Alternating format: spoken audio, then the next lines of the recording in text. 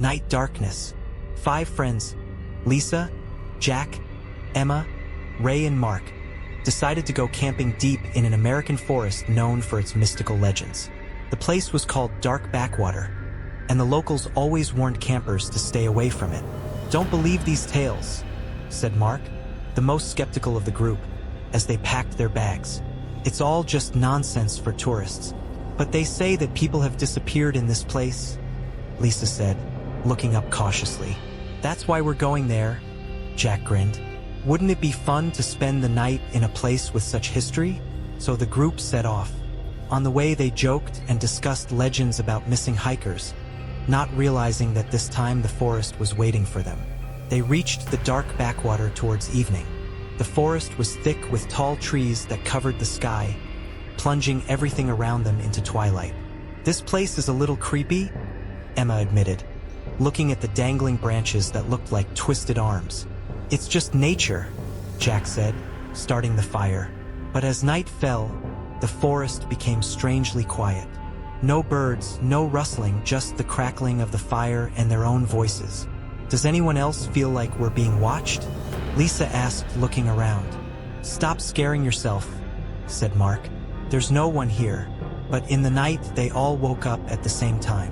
The fire was almost out, and there were shadows that seemed to move on their own at the edge of the light. "Do you see that?" Emma whispered, trembling. "It's probably just the wind," Jack whispered, though he wasn't sure. The next day, the company decided to explore the forest. They found something strange, huge footprints leading deep into the thicket. "They're too big for an animal," Ray said, bending down to look at them. "Maybe a bear?" Lisa suggested, but her voice sounded uncertain. "Or someone trying to scare us." Jack grinned, but no one laughed. When they got back to the camp, they noticed that their tents were torn up and their belongings were scattered. "Who did this?"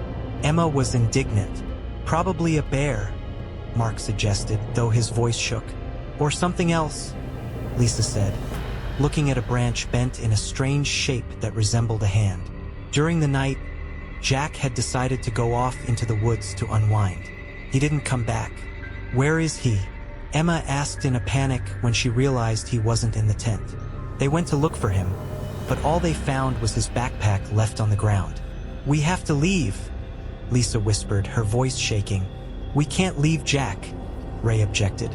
But as they walked back toward the campground, there was an inscription scratched into the tree with something sharp. "You're next."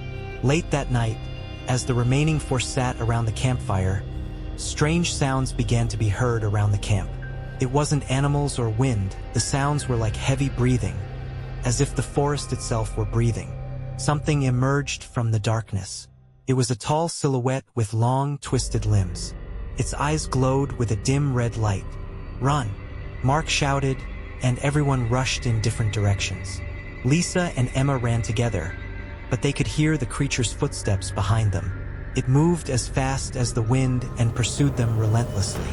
"We're not getting out," Emma shouted, stumbling. Lisa looked back, but Emma was gone. Lisa was alone. She ran through the woods until she came upon an old cabin overgrown with moss.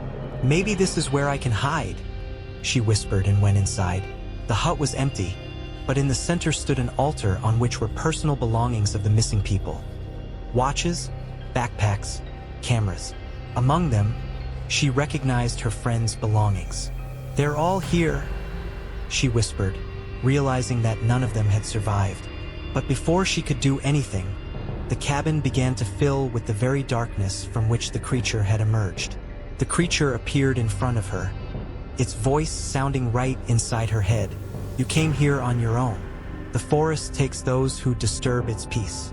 Please let me go," Lisa begged. The creature leaned closer, and its face seemed to blur into an eerie smile. "You can leave, but only by yourself." The next morning, Lisa was found by hikers at the edge of the forest. She was terrified, her clothes muddy, and cuts on her hands and face. When they asked her what happened, she just repeated, "Never go into that forest. Never." Dark Zatoka remains a forbidden zone, but from time to time tourists keep disappearing. And Lisa, she never went into the woods again. But sometimes at night, she thinks she hears the breathing of that creature outside her window. Chapter 8: Shadows of the Past. It had been a few months since Lisa had gotten out of the dark backwater. She moved to another town, trying to forget about the past, but the memories wouldn't let her go. Every night she had nightmares. She saw her friends standing in a circle of trees. Their faces were dead, their eyes were empty, and a whisper came from their mouths. "Why did you leave us?" Lisa would wake up in a cold sweat, but one day she received a strange message on her phone. "You didn't take everything. Come back."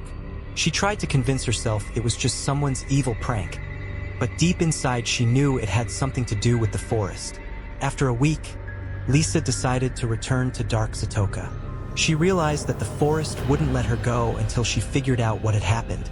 She took her camera, flashlight, and knife with her, a symbolic defense against whatever might be waiting for her. As she neared the edge of the forest, the air grew heavy and everything around her became silent, as if nature itself was holding its breath. "I'm back," she said, stepping forward. Lisa's steps became more and more confident, but the forest seemed to move around her, changing the direction of the paths. She found herself back at the cabin. It looked just as she remembered it. Rotted walls, darkness inside, and the same altar with her friends' belongings. This time she noticed something new among the things. A small note with the words scratched out. "Set us free." "How?" Lisa whispered, feeling fear clutching her chest. The answer came from the darkness that appeared in the corner of the room. The creature's voice was low, rumbling like distant thunder. "Accept their place." "No." Lisa stepped back, feeling the ground beneath her feet grow cold. "I can't." The creature stepped out of the shadows, its eyes glowing again. "You've already made your choice. You walked away, leaving them here. Now you must finish what you started." Suddenly Lisa felt the hut disappear, and she found herself in the center of a circle of rocks. Her friends were standing around her, but their faces were contorted with pain. "You could have saved us," Jack said, his voice quiet and loud at the same time. "But you chose to leave," Emma added, her eyes crying bloody tears. "Accept your fate," Mark said, raising his hand, pointing at her. Lisa realized that the forest wanted her life in return. It was its law: one leaves, the rest stay. "No, I've come back to free you," she shouted. The creature appeared in the center of the circle, its shadow filling the entire space. "You cannot free them. You can only become part of the forest." Lisa faced a choice: sacrifice herself and stay in the forest forever, or try to escape again, but knowing that the souls of her friends would remain trapped. "If I stay, will they leave?" she asked, looking directly into the creature's eyes. "They will be free," the man replied, "but you will never leave the forest." Lisa lowered her head. She couldn't live with the guilt anymore, and the decision came by itself. "I agree." As soon as she said it, light flashed around her, and her friends disappeared, as if vanishing into thin air. The creature looked at her in silence and then retreated into the shadows, leaving Lisa alone. The forest grew quiet. Dark Zatoka was no longer a cursed place. Now it was just waiting for the next traveler to disturb its peace. And Lisa stayed there forever, her shadow occasionally flickering between the trees. She is now part of the forest, its new guardian. They say that no one else has disappeared in Dark Zatoka, but the locals still avoid this place. Sometimes a whisper can be heard at the edge of the forest. "Go away, and never come back." Story 2. The Mystery of the Dark Forest. The American Backwoods, a place where tourists rarely set foot. For friends, Tom, Sarah, Mike, and Julia decided to spend a weekend in the wilderness, far from the noise of the city. They chose a remote campground on the border of Black Pine National Park. Locals warned, it's best not to go there, especially at night. The forest doesn't forgive mistakes. Of course, the young people treated it as just another urban scare. What a forest! They arrived late in the afternoon, when the sun had already dropped below the horizon, leaving the sky in thick indigo colors. On the way to the parking lot, Tom told an old story. This forest is a place of ancient rituals. They say there was a tribe that worshipped something, something otherworldly. After the colonists took over their land, the village disappeared and people started disappearing in the forest. But that's all fairy tales. Sarah, who was holding the map, snorted unhappily. Tom, enough. These stories of yours are not a good idea when there's darkness around. But there was a tinge of doubt in her voice. The campsite was at the edge of the forest, surrounded by dense pine trees whose branches seemed to curve like arms, seeking to grab unwanted guests. The guys unfolded tents, built a fire, and began to jokingly recall scary stories from horror movies. Who do you think will die first? Mike laughed, tossing a branch into the fire. You! Everyone shouted in unison, including Julia, who usually avoided dark jokes. But their laughter was cut short when from deep in the forest came a low, lingering sound, like a cry. The sound was frighteningly long and unexpectedly changeable, then like the moaning of the wind, then like the crying of a child. Everyone fell silent, tensely listening to the silence of the night. Is that the wind? Julia suggested cautiously, trying not to give away the tremor in her voice. Maybe a coyote, Mike said, though even he sounded uncertain. Tom stood up, picked up the flashlight and said, I'll go check it out. Are you crazy? Sarah exclaimed. Have you ever seen a single horror movie? Don't ever go alone to check out strange sounds. Tom hummed. Relax. I'm just going to look around. I don't want any beasts to come near the tents. He turned on his flashlight and moved in the direction he thought the sound was coming from. Sarah shouted after him, If you're not back in 5 minutes, I'm calling the police. Yes, yes, Mommy, he replied, disappearing into the darkness. The boys stayed by the fire. The minutes stretched slowly. The sound did not come again, but the air was filled with anxiety. Where is he? Julia finally asked. It had been over 5 minutes. Mike picked up the hatchet they had brought for firewood and said, I'll go after him. We'll go with you, Sarah decided, grabbing the flashlight.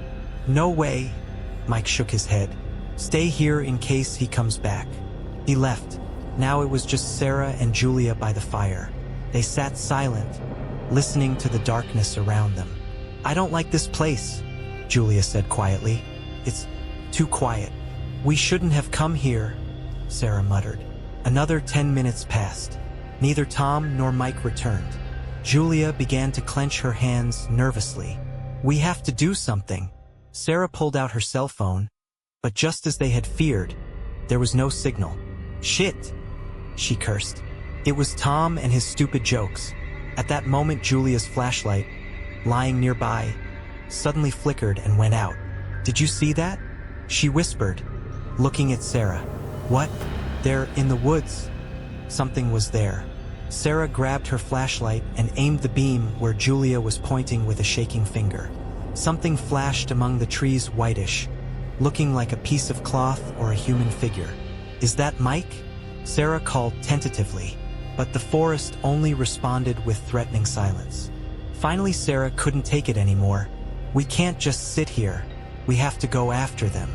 No, Julia said, her voice breaking. We have to stay together.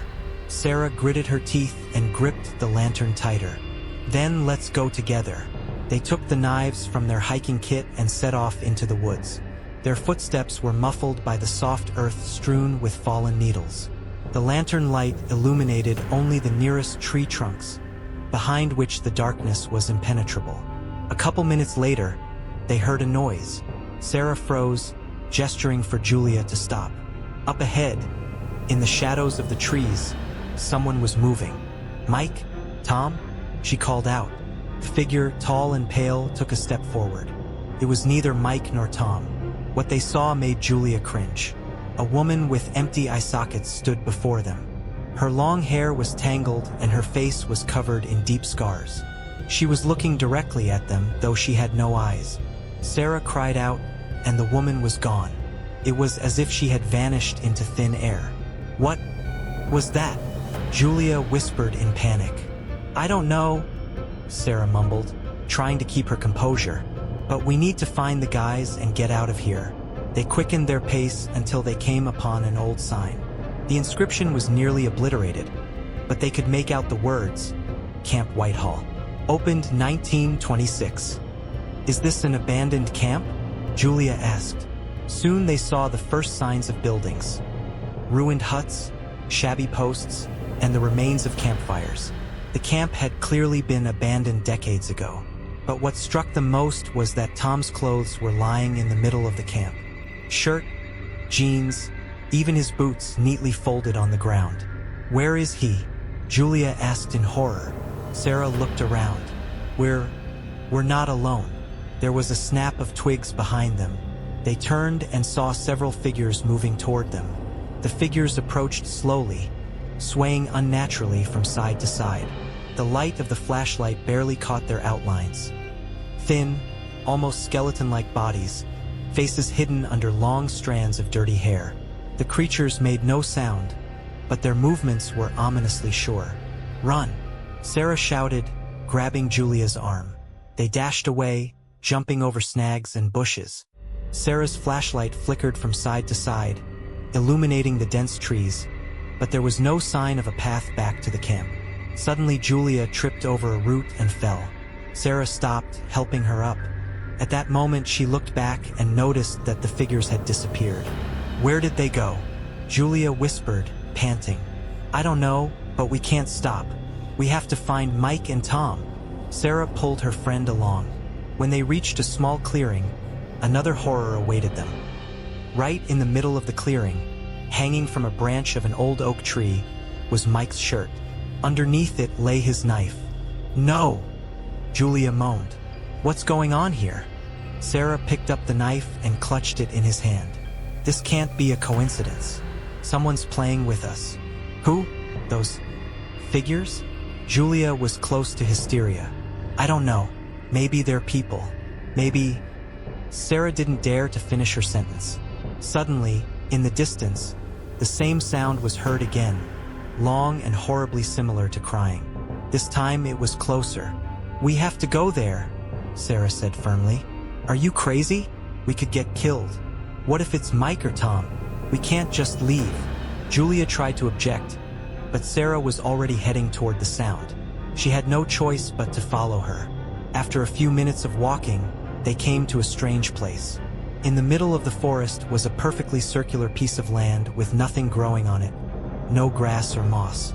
Around the perimeter of the circle were ancient stone pillars, each carved with incomprehensible symbols. In the center of the circle lay what looked like an improvised sacrificial altar made of stones. On one of the stones lay Mike's flashlight. What's that? Julia whispered. Sarah, clutching her knife, cautiously approached the altar. As she took a step into the circle, the air around her changed. The wind suddenly died down and the silence became almost deafening. Sarah, I'm scared. Julia remained standing at the edge of the circle, hesitant to enter. It's okay. I'm just going to look around, Sarah said, though her voice trembled. As she approached the altar, blood appeared on the stones. It was coming out of nowhere, as if the earth itself was crying. Let's get out of here, Julia shouted, but Sarah froze. Her gaze was fixed on one of the pillars, on which she thought she saw the silhouette of Tom. He stood motionless, as if his body was embedded in stone. Tom, she called out. The figure moved, but instead of answering, it began to laugh softly. The laugh was cold, alien, not belonging to her friend. Julia, finally getting over her fear, ran to Sarah and grabbed her arm. We can't stay here. This place, it's alive. Suddenly, all the pillars shone with a faint, dead light, and the circle was filled with a strange hum. The very figures began to emerge from the darkness. There were more of them now, dozens of them. They surrounded the girls, cutting off their escape. What do you want? Sarah shouted, waving her knife. The figures stopped. Their heads turned synchronously toward the altar. A humanoid silhouette rose from the ground, as if woven from darkness. His face was impossible to see, but his presence was heavy with pressure. The voice, like a roll of thunder, sounded in each of the girls' heads. You have disturbed the peace of an ancient forest. We just wanted to... Julia started to justify herself, but the voice interrupted her. Your friends have chosen their fate. Now it's your turn." Sarah cried out in desperation. "Take me away, but let her go." The voice was silent for a moment. Then the figures began to move, approaching the girls. Julia ran through the forest, feeling her heart pounding in her chest. She didn't know what to do, but deep down she felt that this forest was not just a place, but something much older and more sinister. Yet she kept walking, hoping to find her friends. The whispers that had been with her all along grew louder and louder, and Julia realized that this forest wasn't just scaring her, it was as if it were beckoning her into its darkness. "Lisa! Sarah!" Julia shouted, but there was only a muffled and mysterious response. Suddenly a figure appeared in front of her. Lisa? No, it wasn't her. It was a man, but his face was distorted as if he was part of the forest. Dark eyes stared directly at her, and Julia felt her own soul begin to freeze. With each step, Julia felt the forest becoming more alive. The branches of the trees seemed to creak as if they were whispering to her, and the sounds around her became more and more ominous. She stopped, trying to figure out what was going on, but then she noticed the ground beneath her feet begin to crack. The forest was everywhere. There was no turning back. At that moment, she heard the whispering again. But it wasn't just a sound, it was words addressed to her. "You came here, you're staying." Julia turned sharply, but the surroundings were empty. Just the same dark silhouettes of trees, and one sensation as if someone was watching her. With each step, the forest became more overwhelming, and Julia began to lose her bearings. She tried to find a way out, but all she could see were circles of rocks that seemed to wrap around her, enclosing her and providing no escape. This wasn't just a place, it was more than that. The forest itself was a living thing, and the stones around her were part of its ancient spell. The figure in front of her appeared again. It was Sarah, but her face was blank and strange now, with eyes that didn't look human. "You came too late," Sarah said, her voice distorted by the shadows of the forest. "We can't go back now." Julia realized that everything she had done had been a mistake. The forest had taken her friends, and she couldn't go back. At that moment, the forest began to move.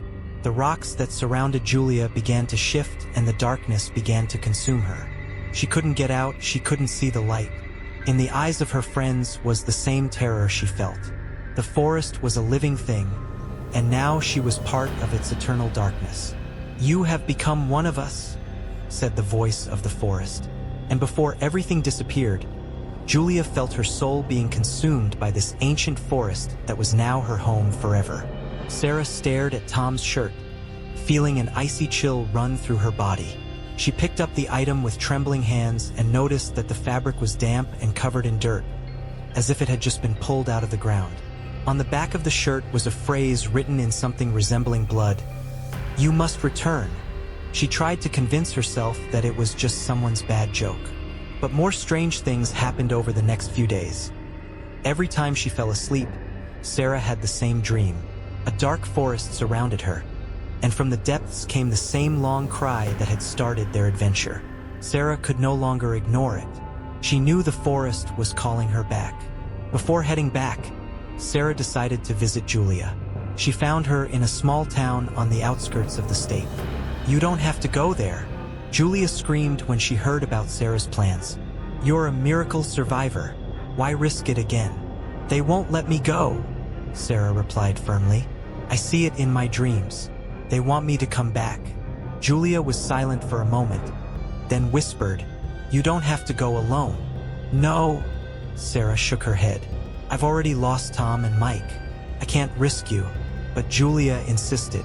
"We've been through this together, and if you go out there, I'll go with you." When they returned to the forest, it was just as Sarah remembered it. Dead silence, heavy air, bent tree branches. The girls walked along familiar paths, trying not to look into the darkness. Sarah felt a strange sensation, as if the forest was alive and watching their every move. "Do you hear that?" Julia asked suddenly, stopping.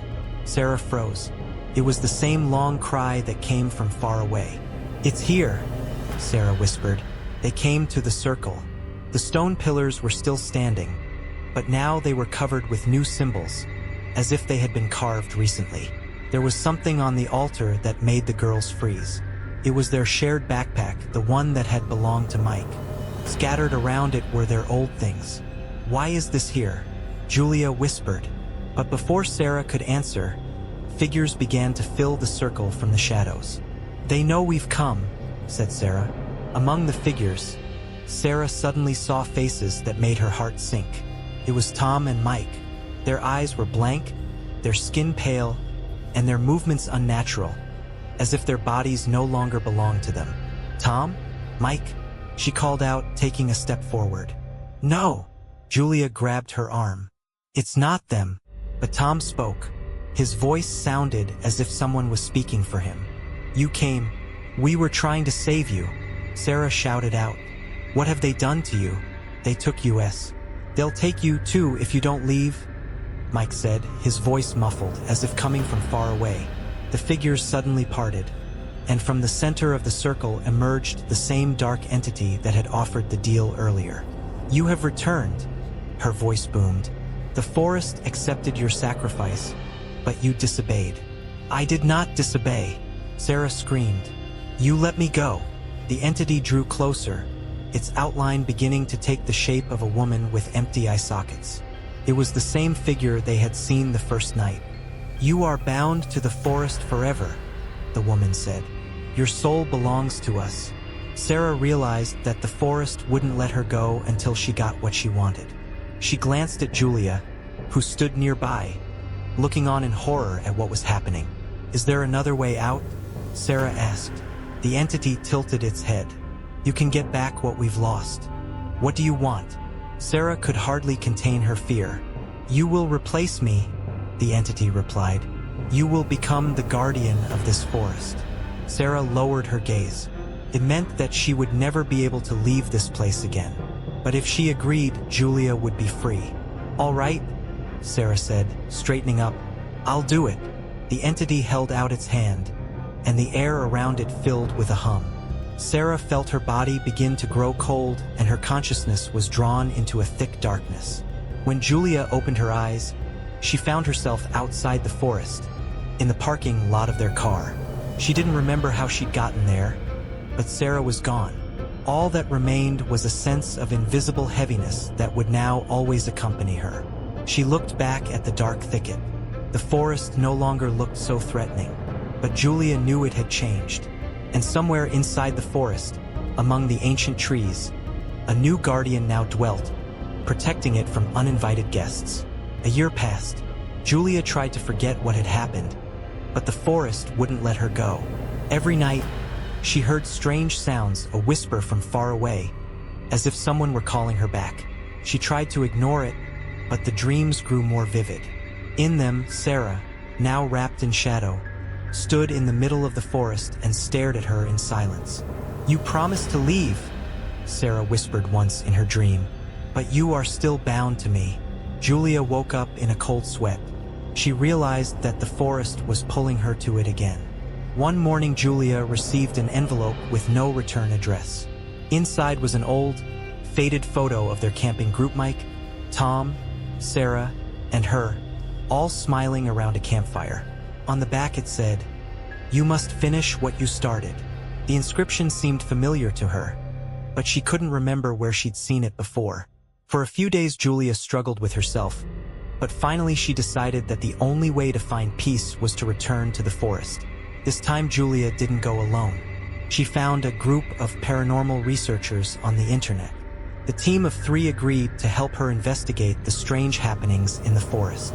"We know about this place," said one of them, a man named Victor.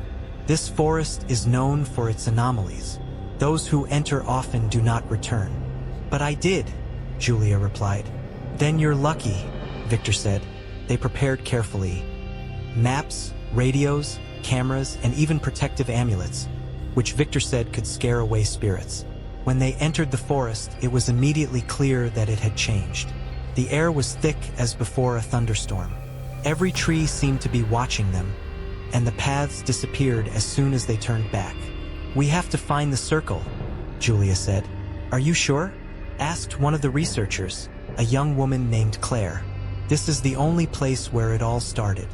Julia led the group through the thicket, but the closer they got to the circle, the stranger their surroundings became.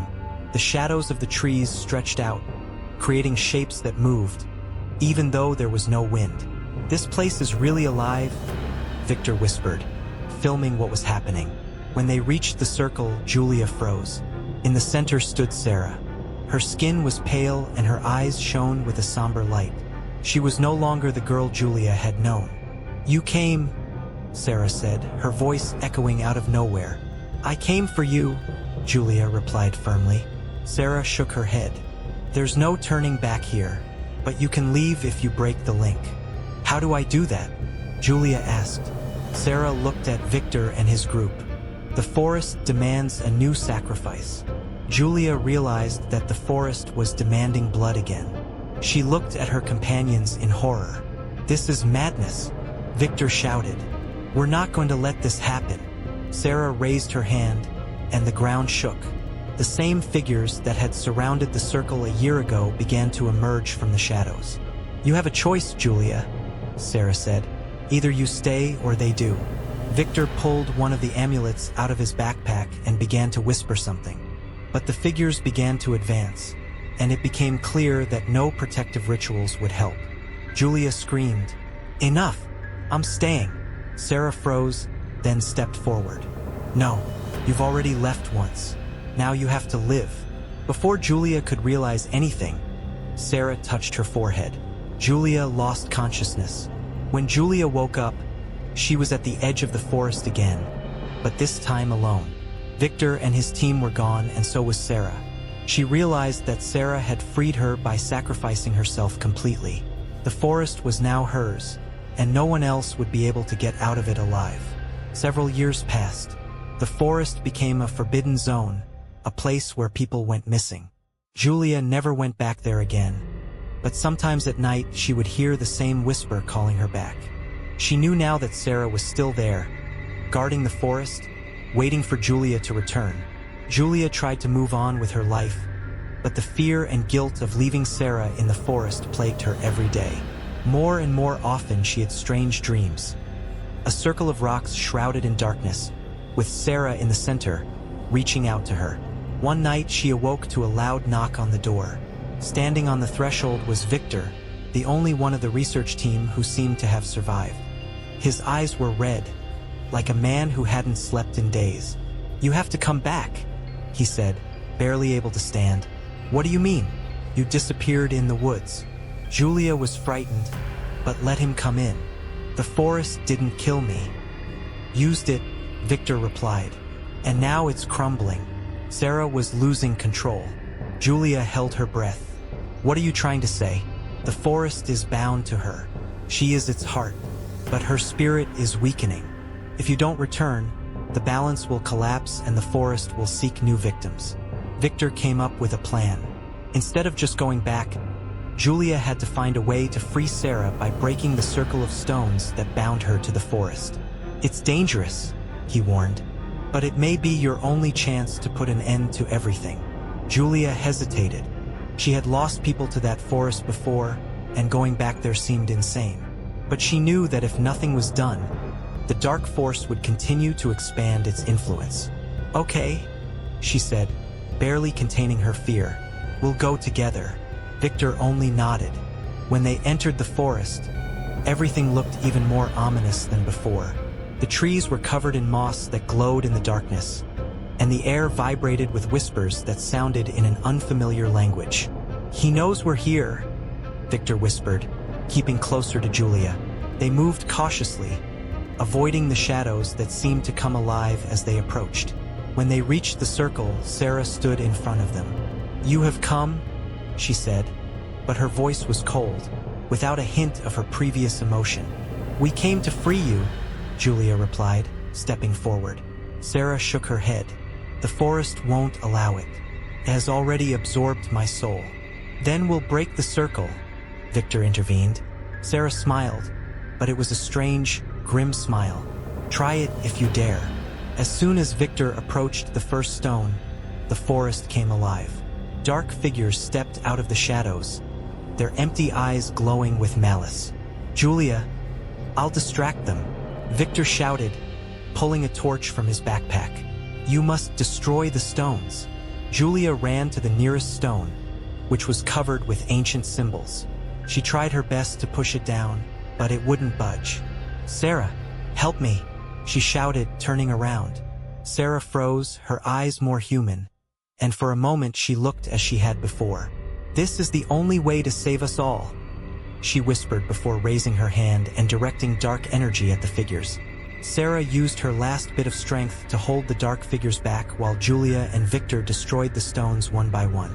Each time a stone fell, the forest shook as if it were dying. When the last stone was left, Sarah turned to Julia. You have to finish it. But what will happen to you? Julia screamed. My time is up, Sarah replied quietly. Just do it. Tears streamed down Julia's cheeks, but she didn't stop. With a final blow, the circle of stones shattered, and the ground shook. Victor grabbed Julia's hand, and they ran away. The forest was literally falling apart. Trees were falling, the ground was cracking, and the darkness was growing thicker. When they reached the road, they turned around and saw the forest sinking into a thick black fog, which slowly disappeared, leaving behind a barren land. Julia and Victor stood in silence, watching the place that had changed their lives forever disappear. She's free, Julia said, feeling strangely relieved. And we? Victor asked, looking at the wasteland. Julia didn't answer. She knew that the forest might be destroyed, but their memories of it would haunt them for the rest of their lives. But now she knew one thing. Sarah was at peace, and with her, the forest itself.